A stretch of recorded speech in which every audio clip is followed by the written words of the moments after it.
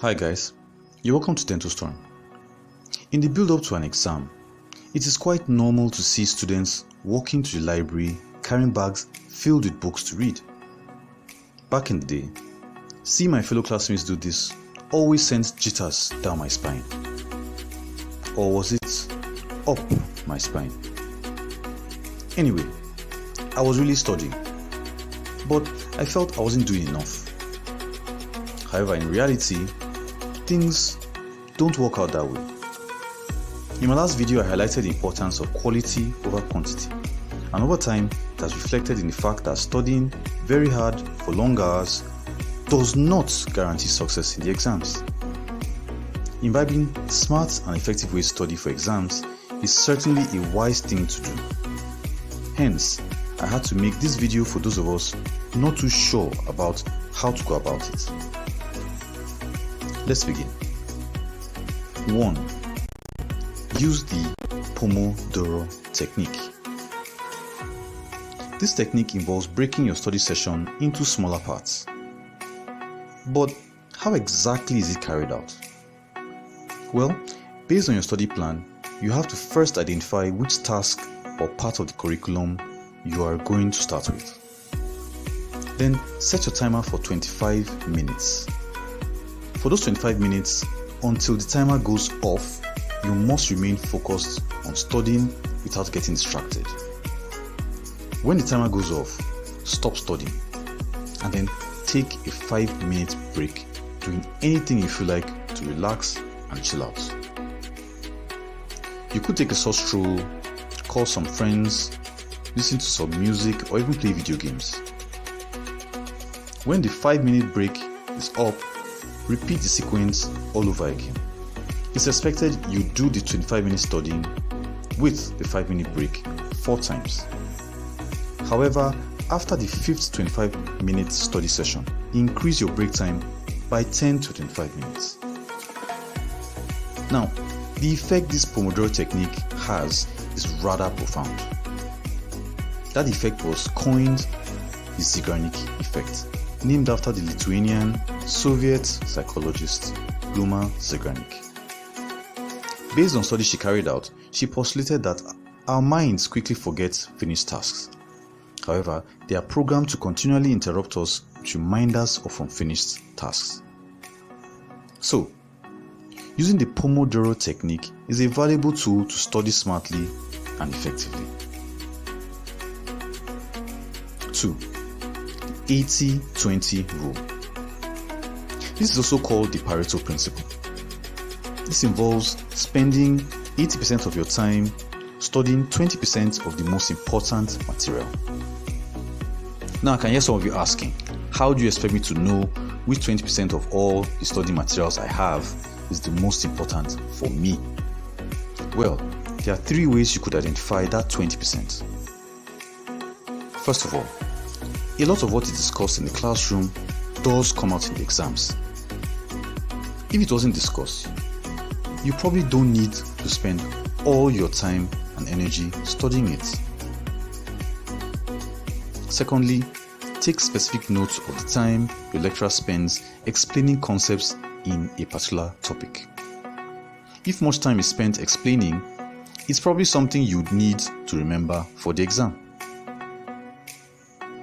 Thirdly, take it seriously anytime your lecturer says, "These are the things that could come out as exam questions," or "This is how I would coin the question in the exam." Write what he says immediately. Don't be foolhardy to think he's just mentioning it for emphasis. Above all, do have it in mind that the aim of studying the information you get is to understand because it builds the core of your knowledge, enabling you to apply it whenever you encounter more difficult exam questions. Number 3. Defendment Technique. An American philosopher once said that a person who says he knows something but cannot verbally express it probably doesn't know anything. This is what Defendment Technique seeks to address. It basically has 4 steps you need to follow if you desire to study more effectively. Step 1 involves choosing your preferred topic and studying it. After you've adequately studied the material, the next step involves thoroughly explaining what you studied to someone who has no idea whatsoever of the topic, using the simplest language possible. You must be thorough, leaving out no important information. If you're all by yourself and have no one to explain to, you could write it down on a clear sheet of paper using only basic terms. Next is step 3. In case you weren't thorough in your explanation, make sure you identify and take note of areas where you struggled in your understanding. Step 4 involves going back to review your study materials for better understanding and then returning back to step 2 until you've got it right. You definitely feel smarter knowing you now have a firm grasp of your study materials. Number 4, spaced repetition. Like I said in the introduction, back in the day, a lot of students tried to express their mental capacity by going to the library to read all day and all night. Unfortunately, this routine does get the brain tired and burnt out. It is not uncommon to see people either yawning or slouched over their desk asleep after reading for hours in the library. They probably only remember a small fraction of what they've read when asked.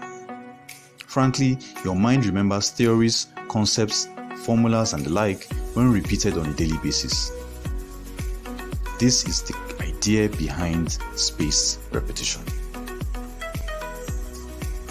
Number 5, use a timetable.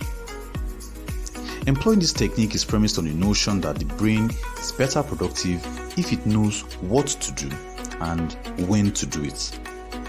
The timetable helps you plan your studying by the hour, day, week, and so on. It all depends on how you want to do it.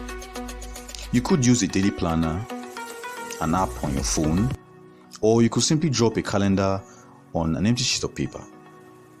All you need to do is fit in the topics you wish to study into time slots and tailor your study sessions to those times. Number 6, use a study guide.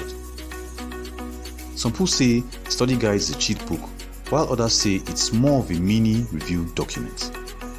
They are both right.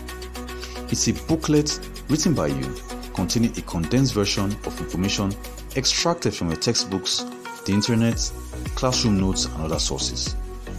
It would especially be useful for theories, concepts, or formulas you have a hard time remembering. It's advised you write it while you're studying, ensuring you include snippets of information following extensive research. By the time your exams are close by, you only need to get all the information you need very quickly. This is surely a smarter way to get that done. Number 7, create practice tests. When you're done studying, set questions or practice tests for yourself. Now, some textbooks even have them at the end of each chapter.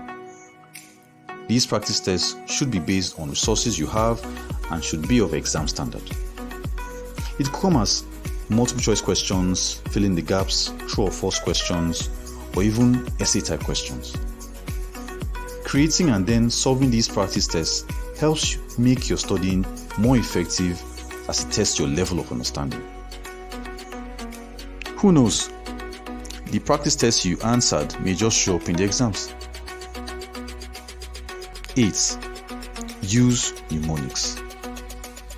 I know a couple of people who would prefer not to use them, but I feel mnemonics provide a quick and easy way of memorizing lists, formulas, and protocols of any kind. The great thing is you can form your own mnemonics. Here are 2 examples of mnemonics. If you have a sprain, just rice. Rest, ice, compress, elevate. Another one is, my very educated mother just served us noodles. This is a mnemonic for the planets of the solar system. Figure it out yourself. Number 9, memory boost technique. This is certainly one of my favorites. It forces you to be revved up and engaged throughout the period of your study session. You would memorize things faster and on a regular basis. It involves gathering all your study material, summarizing it on sheets of paper or sticky notes, and pasting them on your wall. Having them there serves as a constant reminder of the things you need to know. The last and probably my all-time favorite, sleep. This may sound rudimentary or trivial, but getting 7 to 8 hours of sleep every day, especially after studying, helps to cool down the brain, as well as helps you consolidate and process the information you've just received. It also relieves stress and improves your mood. It's only then you'll be able to learn smarter and certainly more effectively. Let's recap. In today's video, I've highlighted 10 simple and practical ways you could study smartly and more effectively. They are: 1. Use the Pomodoro Technique. 2. The 80-20 rule. 3. Defendment Technique. 4. Spaced repetition. 5. Use a timetable. 6. Use a study guide. 7. Create practice tests. 8. Use mnemonics. 9. Memory boost technique. And 10. Sleep. I hope you've learned a thing or two from this video. Do take care. I'll see you next time.